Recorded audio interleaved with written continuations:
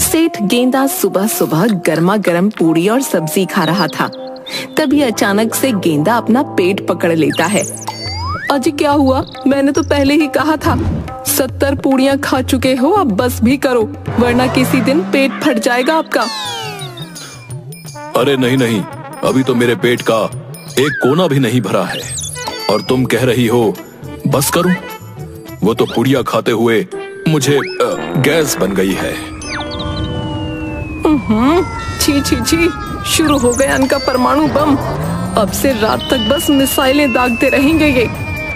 गेंदा जैसे ही पाद मारता है वैसे ही सेठ के घर से गुजर रही एक औरत सेठानी से कहती है, अरे बहन जी, अभी ये जोरों की आवाज कहाँ से आई?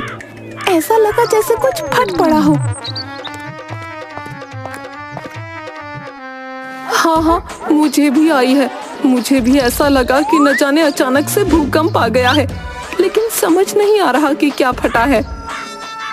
जो भी था बड़ा डरावना था। खैर छोड़िए। उस औरत के जाने के बाद सेठानी अपने पति से कहती है, सुन लिया ना आपने? आप इंसान नहीं हैं बल्कि धरती पर चलता फिरता इंसानों के रूप में एक बोझ है, बोझ। अरे आप तो खाना भी 30 लोगों के बराबर खाते हैं और बाकी इंसानों की तरह कुछ भी नॉर्मल नहीं है आपका।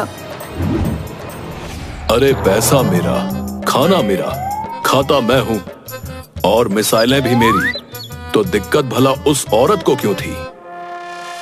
उसे दिक्कत नहीं थी। उस बेचारी को तो पता भी नहीं था कि जिस आवाज को वो भूकंप समझ बैठी है वो मेरे पति के पेट से निकल रही है।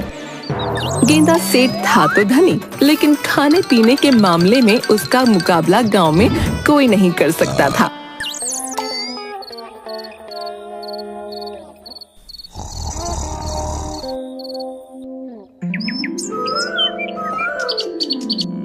एक रोज गेंदा सेठ गांव की एक शादी में जाता है।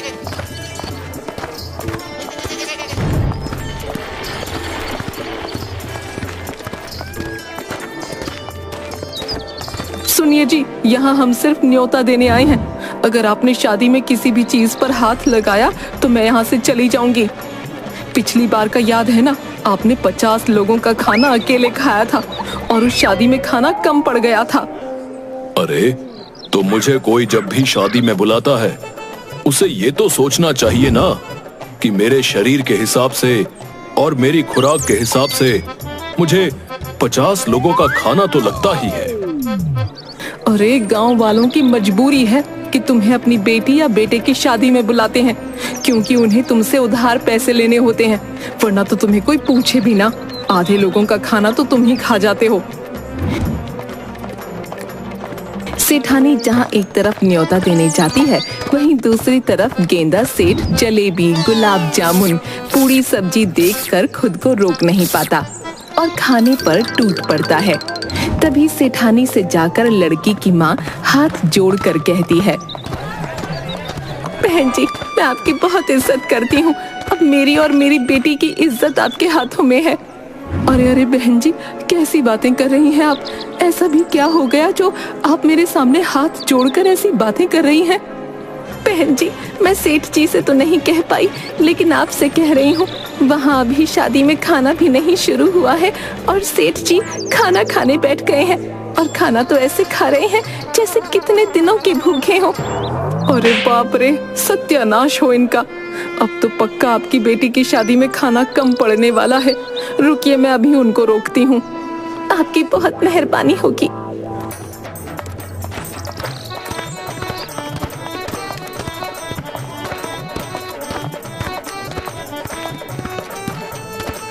अब सेठानी जैसे तैसे सेठ गेंदा को खाने से उठाती है और घर लेकर आती है। फिर भी गेंदा सेठ कई सारी जलेबियां हाथ में लिए खाता हुआ घर की तरफ बढ़ रहा होता है।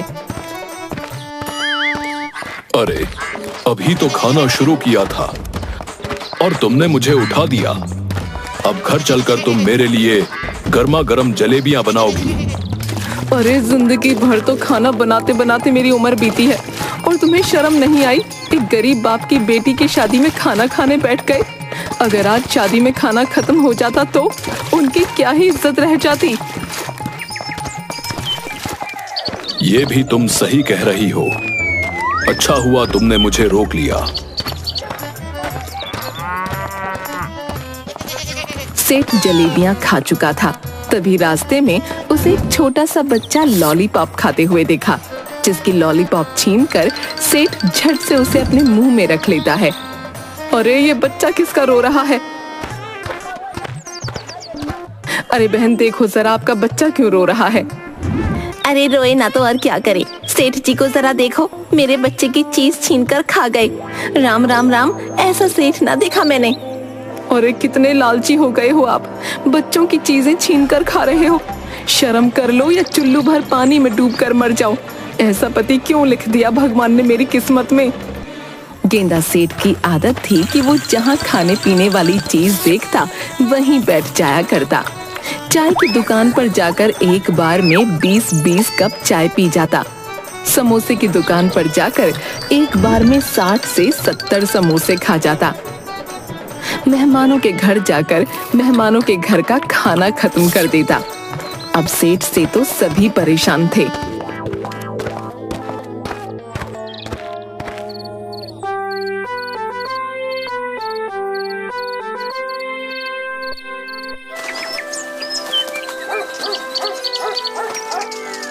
एक रोज सेठ सुबह सुबह पूजा करने के बाद अपनी पत्नी को आवाज लगा रहा होता है, लेकिन सेठानी अपने कमरे में बुखार से तप रही थी।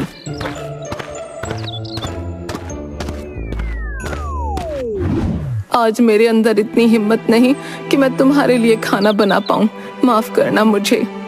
इसका मतलब आज खाना नहीं मिलेगा मुझे? अरे मुझे तो रात से ही भूख लगी थी, वो तो मैंने तुम्हें उठाया नहीं। अब सुबह खाना नहीं खाऊंगा तो मुझे चक्कर आ जाएंगे। देखिए जी, मैं खाना नहीं बना सकती, आप बाहर जाकर कुछ खा लीजिए। लेकिन तुमने मुझे कहा था कि आज तुम गर्मा गर्म आलू की पकौड़ियां बनाने वाली हो। हे गणपति बप्पा, मेरी पत्नी को ठीक कर दो, फिर मैं जंगल जाकर हाथियों को केले खिलाकर आऊंगा। इतना कहकर गेंदा सेठ घर से निकल जाता है और बाहर समोसे, पकौड़े, चाय ये सब खाकर अपना पेट फुल कर लेता है। अब सेठ इतना ज्यादा खा चुका था कि उससे चला भी नहीं जा रहा था। जैसे तैसे सेठ गेंदा घर की तरफ निकल पड़ता है, लेकिन तभी अचानक एक जोरदार आवाज आती है और गेंदा सेठ गड्ढे में गिर जाता है। अरे कोई तो मुझे निकालो, कोई तो मेरी मदद करो, मैं गड्ढे में गिर गया हूँ। अरे अरे कोई मेरी आवाज सुन रहा है?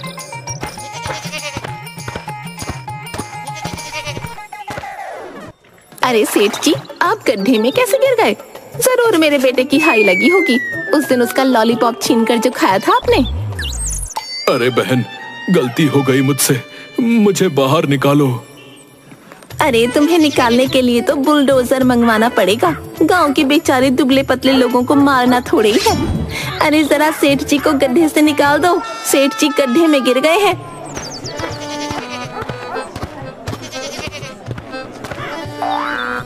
अरे सेठ जी, यहाँ कैसे?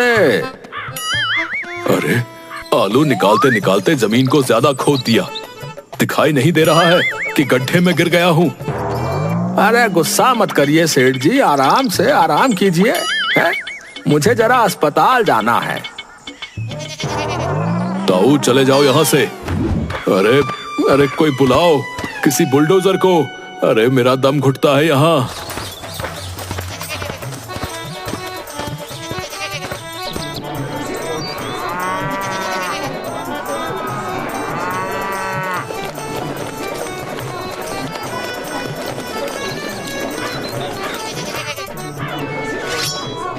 जैसे तैसे गांव वाले भी बुलडोजर मंगवाकर सेठ को गड्ढे से निकालते हैं। सेठ जब घर आता है तो देखता है कि उसकी पत्नी एकदम ठीक है, लेकिन सेठ जी के हाथ और पैर में चोट आती है।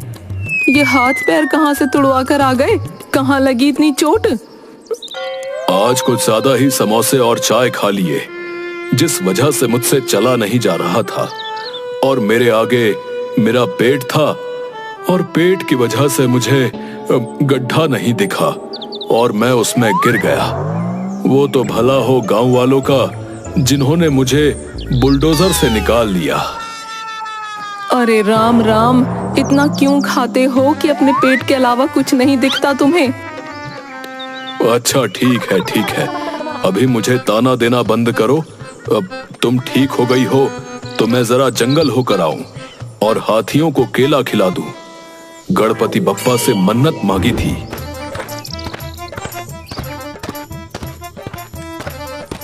इतना कहकर कई सारे दर्जन केले लेकर गेंदा सेठ जंगल की तरफ निकल पड़ता है।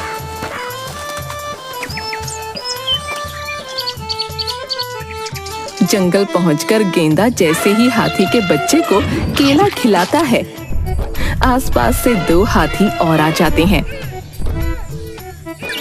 जिन्हें गेंदा सेठ एक एक करके केला खिला देता है। इतनी दूर से चलकर आया हूँ, मुझे तो खुद भूख लग रही है। इन्हें तो मैंने एक एक केला खिला दिया है। वैसे भी मैंने कौन सा गणपति बप्पा को ये कहा था कि इन्हें ढेर सारे दर्जन भर केले खिलाऊंगा। अब केले तो खिला दिए, चाहे एक हो या आधा। ये कहकर गेंदा सेठ बाकी बचे केले लिए जल्दी जल्दी खाने लगता है। तभी वहाँ मौजूद एक हाथी का बच्चा चिंघाड़ते हुए सेठ से कहता है, ये तुम गलत कर रहे हो। जब तुम्हें हमें केले खिलाने ही नहीं थे तो तुम इन्हें यहाँ लेकर आए ही क्यों? तुम्हारा मोटा पेट जब भरा ही नहीं तो हमारा पेट तुम क्या भरोगे? मुझे जोरों की भूख लगी थी तो मैंने केले खा लिए। रुको, तुम्हें अकेले कुछ ज्यादा ही पसंद है ना? तुम मेरे पापा से चैलेंज लगाकर देखो, पक्का हार जाओगे। बिल्कुल भी नहीं, मैं किसी से नहीं हार सकता। तो अभी बुलाता हूँ पिताजी को। हाथी के बच्चे के चिंघाड़ने की आवाज सुनकर अब आसपास के जंगल से और भी हाथी निकलकर बाहर आते हैं और वो सेठ की तरफ बढ़ने लगते हैं। तभी छोटा हाथी का पिता सेठ से केले खाने का चैलेंज लगाता है। बाकी हाथी आसपास से दोनों को केले लाकर देते हैं और सेठ और हाथी केले खाने लगते हैं। अरे हाथी के बच्चे, और मंगवाओ, मुझे और फल चाहिए। ये क्या भला है पापा? मुझे तो आइडिया ही नहीं था कि इंसानों में भी जानवर होते हैं। अबे छोटे, मरवा दिया तुमने आज। इतना तो मैं पूरे महीने में नहीं खाता, जितना इस मोटे सेठ ने इन 2 घंटों में खिला दिया। हाय मेरा पेट। और इतना बोलकर हाथी वहीं ढेर हो जाता है। अरे पापा, पापा उठो ना, आप यूं हार नहीं मान सकते, उठो ना। लेकिन बेचारा हाथी टस से मस ना हुआ।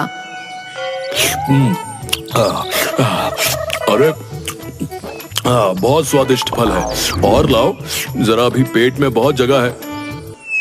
अरे चाचा, आप इसको मजा चखाओ, इस मोटे को हराना है। ये क्या बातें कर रहे हो? छोटे गुस्सा नहीं करते। इनका नाम गेंदा सेठ है। इनके किस्से तो यमलोक तक पहुंचे हुए हैं। भला हम क्या चीज हैं? हमें जरा जरूरी काम याद आ गया है, चलते हैं। इतना बोलकर सब हाथी दुम दबाकर भाग लिए। लगता है गलत आदमी से पंगा ले लिया मैंने। अरे सबके सब हाथी कहाँ गए? और मेरा भोजन भी समाप्त हो गया। कुछ और मिलेगा क्या खाने में?